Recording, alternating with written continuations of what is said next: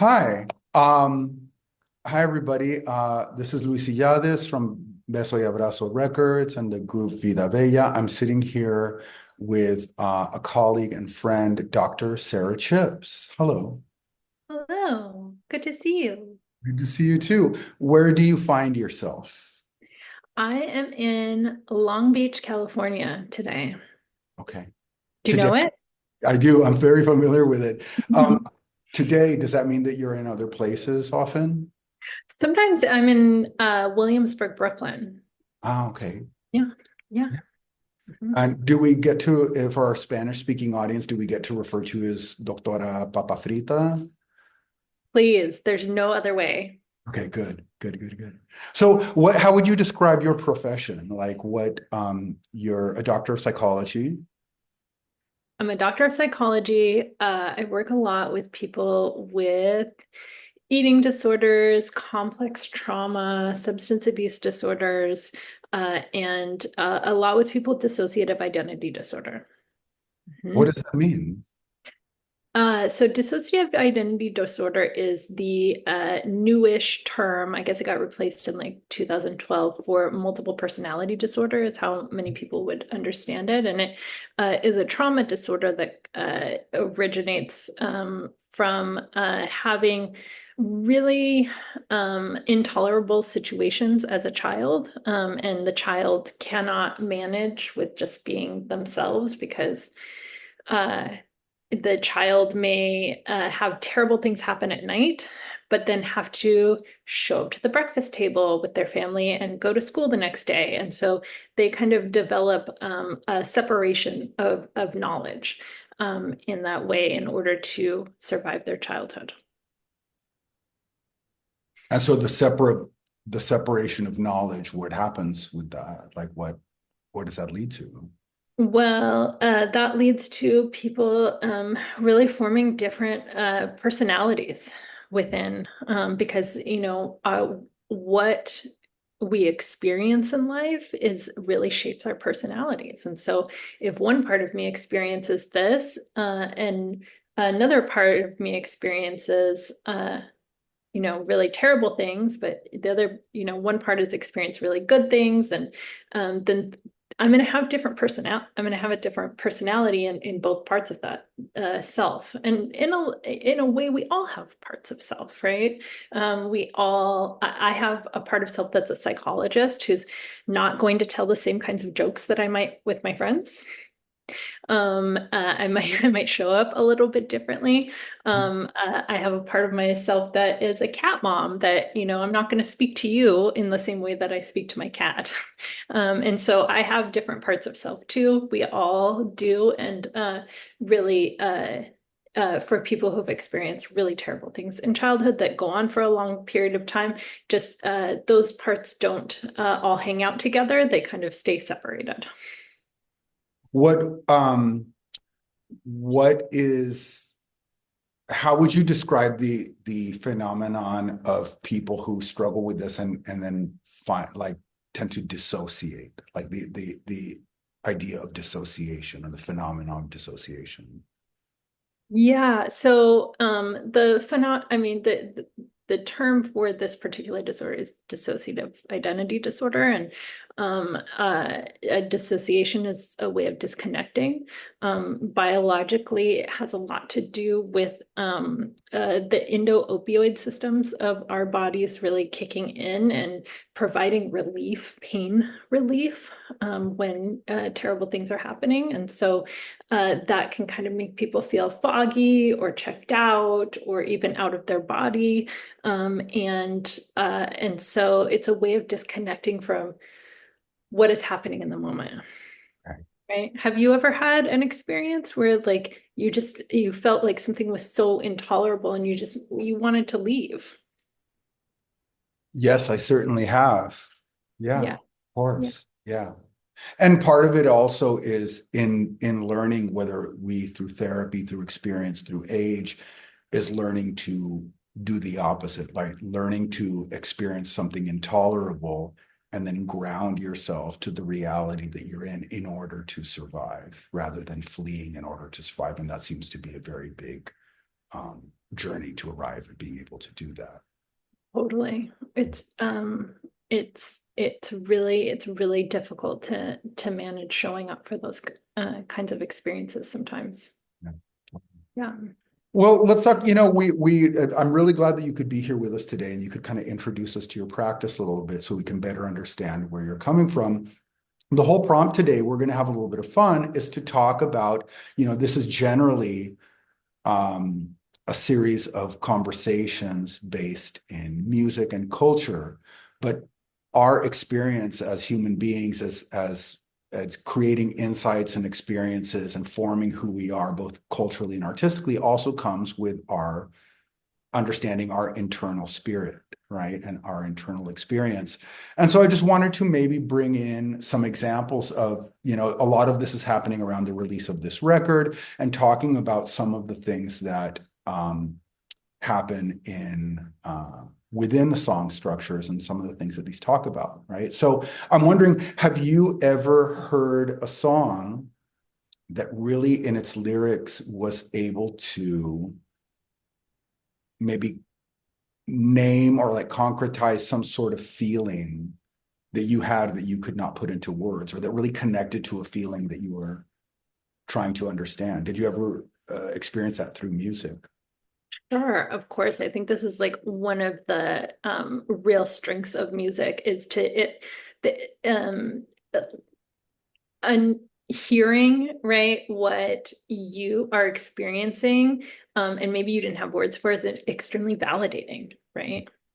I think it's yeah, I think and at different times in my life, like depending on like what kind of feeling I was feeling, or what kind of feeling like maybe I felt inside but didn't feel like I could express, like I was drawn to kind of those types of music, because it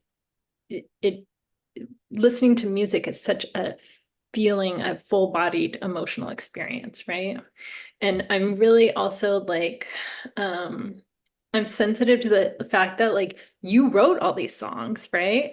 So while we're like talking about these themes and really looking at these, like I'm getting to know a piece of Luis that I didn't know before. Mm-hmm.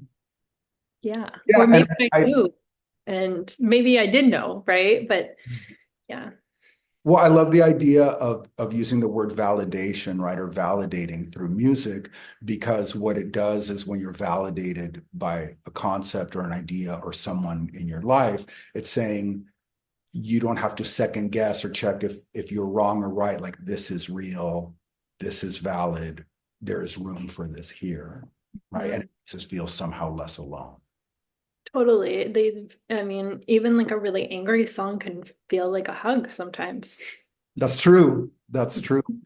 Um, well, some of these songs, so a lot of these songs, it's interesting, right? Because um, a lot of these songs are just about the general human condition, right? The things that we may hear in conversations with our friends, with our colleagues, as we navigate around the world, that are most common, right? That they're independent of socioeconomic status or race or geography, gender, whatever the case may be. And so I noticed in putting this material together that these are the things that I was hearing the most from people that I talked to. Um, and so we could speak about like the first song that we're releasing, like the first single from the record or whatever, is called, in English, it's called Being Born, and in Spanish, it's called Nacemos, right? And I'll tell you a little bit, and I want to hear your take on this, right? As our doctor of psychology.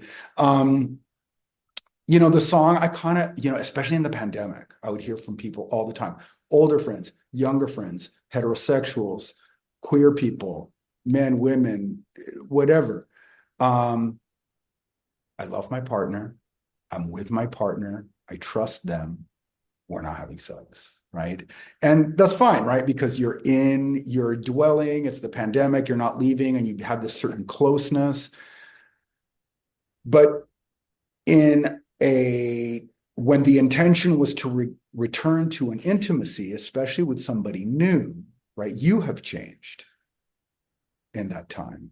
And there is a bigger vulnerability than if it was somebody you just met at a club that night and you're like hooking up with, right? Because you have less to lose. And so part of this was kind of exploring the idea of a difficulty in vulnerability with like a long-term partner or in the revealing of a new self, right? Like, for example, I was speaking with a friend of mine who is a trans woman, and when she was going through different stages of exploring her gender presentation, it was kind of like a newness in being a new self with a new person. So any state of intimacy that feels new or that feels like it requires a leap of faith, right? Because there's a gamble on how this is going to go, right? So I guess mainly the song is about rebuilding love and sex intimacy and holding out for vulnerability. So I'm wondering just like what you've experienced in conversations with people, or what your initial thoughts are about this phenomenon of feeling one type of safety and feeling a real gamble in being vulnerable or intimate with someone. Yeah, that's so interesting, right?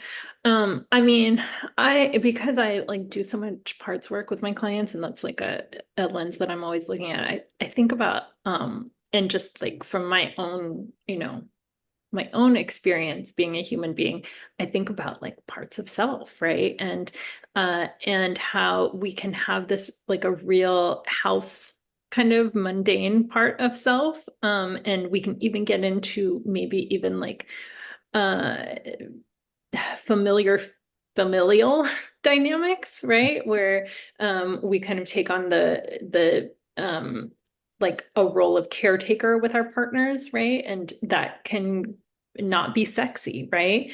And so I know like just uh, watching other people go through different phases of life, from like being married and then getting divorced and dating, or even staying with the same partner and then trying to rekindle a physical intimacy. It's like you have to allow yourself to become playful, to become like a part of you that incorporates whatever your physical intimacy kind of sparks in you. And if you can think about like, who was I when I was dating, right? And I was single, and what was that like? And it's almost like it's a different person, right? When you've been in a long-term relationship, it can feel like, and also like maybe you've been with your partner for like 15 years, like you're definitely a different person. Like that was like 4 lifetimes ago, you know? And so like, who was that person? And if I was going to incorporate some of the ways of being that person now, what would that part of me look like, right? Because it's not just that like we're born with all these parts, we can also create parts of ourselves.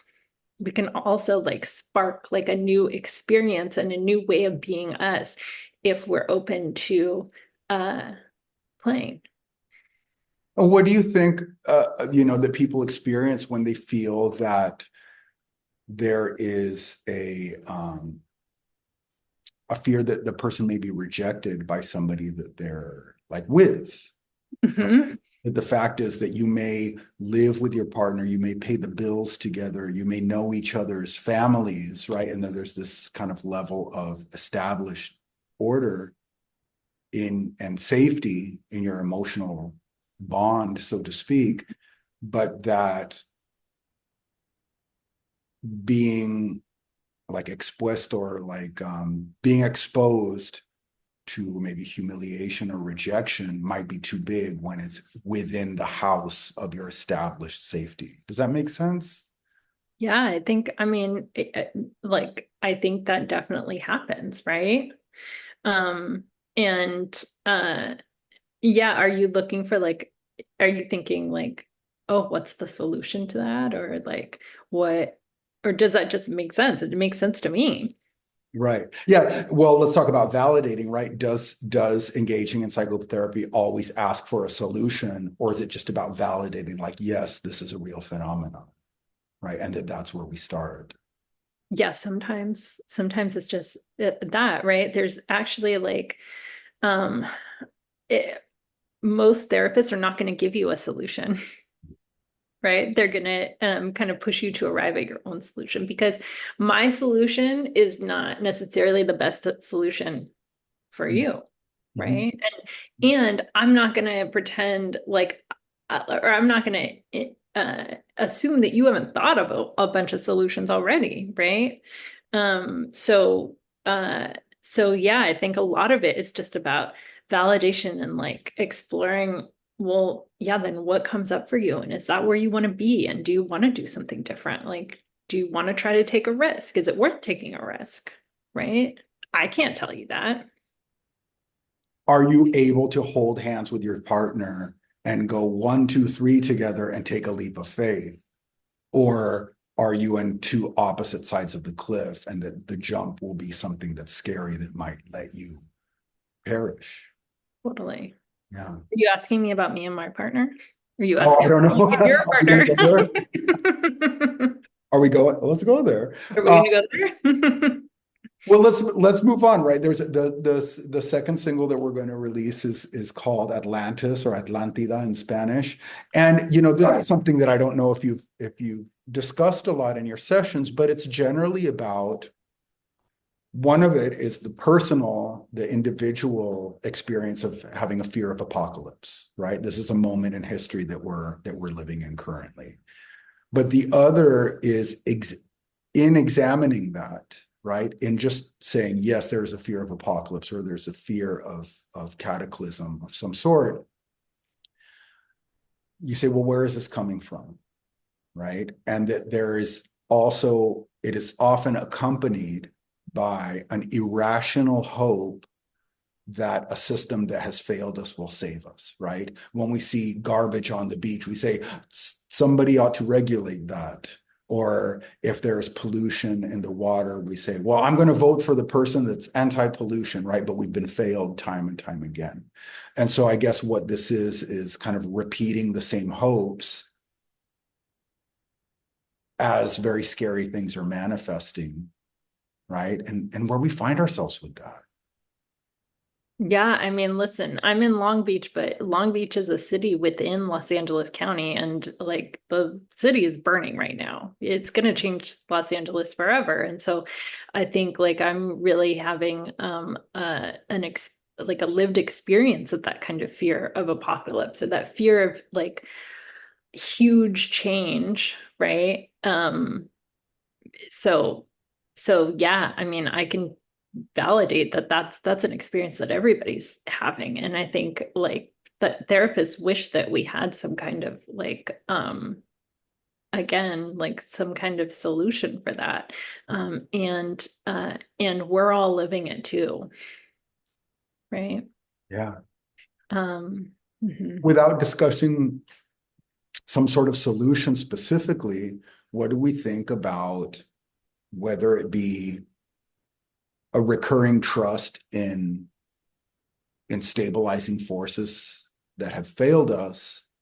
Like if we bring this back to like other aspects, right, where we continue to reach out for safety, maybe this can come into trauma work as well, of generally reaching out to safety for things that have proven to be fallible or even disinterested in providing safety, right? Like, what if we look at through the lens of like a family structure, right? That if only mom could show up. Right, right, right.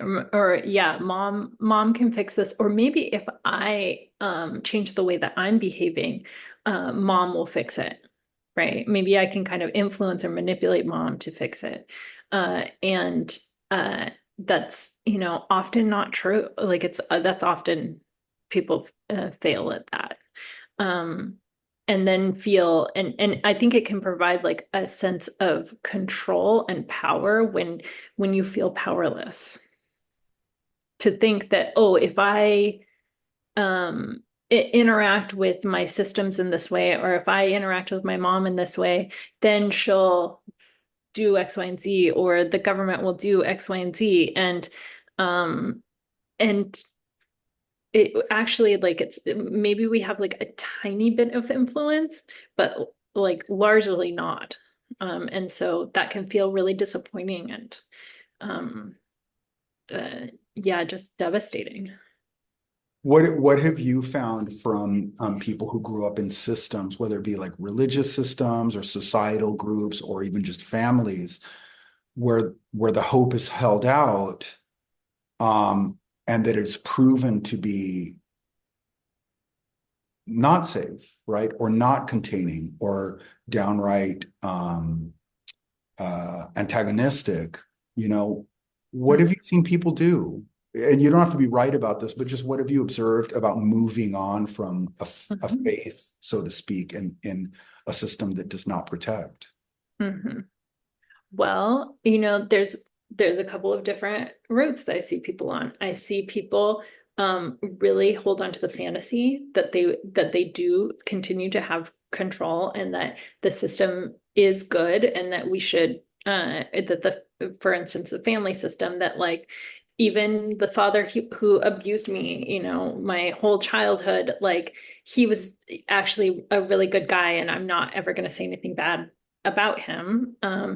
And holding on to that attachment and being really like not feeling like you can let go of that attachment, not feeling like they can let go of that fantasy. And then I see people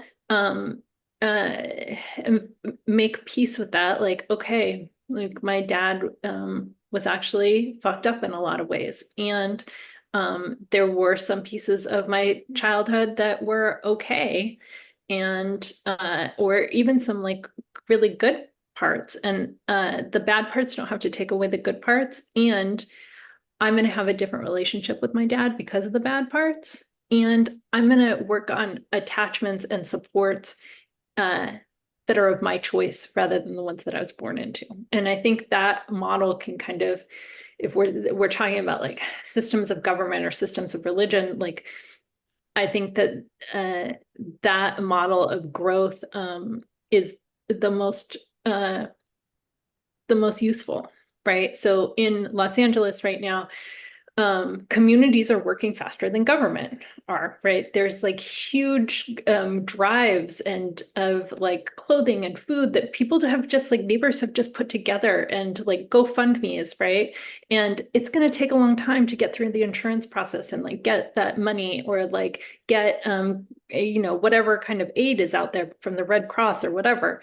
But people are getting like actually money in their bank accounts right now because um, people are donating to GoFundMe's. Like people are able to pick up clothing. And so, can we shift our faith to uh, families or communities or supports of choice rather than the ones that were just handed to us? Mhm. Mhm. Yeah, that takes a lot of like reimagining of social systems, right?